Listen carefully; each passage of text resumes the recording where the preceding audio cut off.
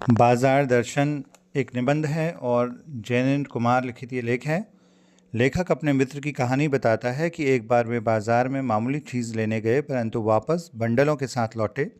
लेखक के पूछने पर उन्होंने पत्नी को दोषी बताया। लेखक के अनुसार पुराने समय से पति इस विषय पर पत्नी की ही ओट लेते हैं।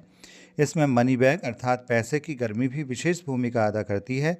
पैसा पावर है, परंतु उसे प्रदर्शित करने के लिए बैंक बैलेंस, मकान, कोठी आदि में इकट्ठा किया जाता है। पैसे की परचेजिंग पावर के प्रयोग से पावर का रस मिलता है। ये बड़ी अच्छी पंक्ति है, इसको ध्यान रखिएगा इस चैप्टर में लिखने के लिए। पैसे की परचेजिंग पावर के प्रयोग से पावर का रस मिलता है। लेखक कहता है कि फालतू चीज़ की खरीद का प्रमुख कारण बाजार का आकर्षण है।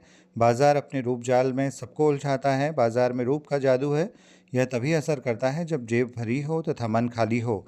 जादू से बचने का एकमात्र उपाय यह है कि बाजार जाते समय मन खाली न रखो। ये पंक्ति बहुत महत्वपूर्ण। जादू से बचने का एकमात्र उपाय यह है कि बाजार जाते समय मन खाली न रखो। मन में लक्ष्य हो तो बाजार आनंद देगा। पैसे में व्यंग्य शक्ति होती है। लेखक कहता है कि जहाँ तृष्णा है, बटोर रखने की स्पृहा है। स्पृहा मतलब होता है इच्छा। तो जहाँ तृष्णा है, बटोर रखने की स्पृहा है, मतलब बहुत ज़्यादा इकट्ठा करने की आपके अंदर इच्छा है, वहाँ उस बल का बीज नहीं है। संचय की तृष्णा और वैभव की चाह में व्यक्ति की निर्बलता ही प्रमाणित होती है। यानी व्यक्ति कमज़ोर प्रमाणित होता है इससे, कि अगर उसको ये तृष्णा, ये प्यास उसकी बढ़ते जाएगी अगर इकट्ठा करने की धन को या चीज़ों को, तो ये उसकी कमज़ोरी ही है।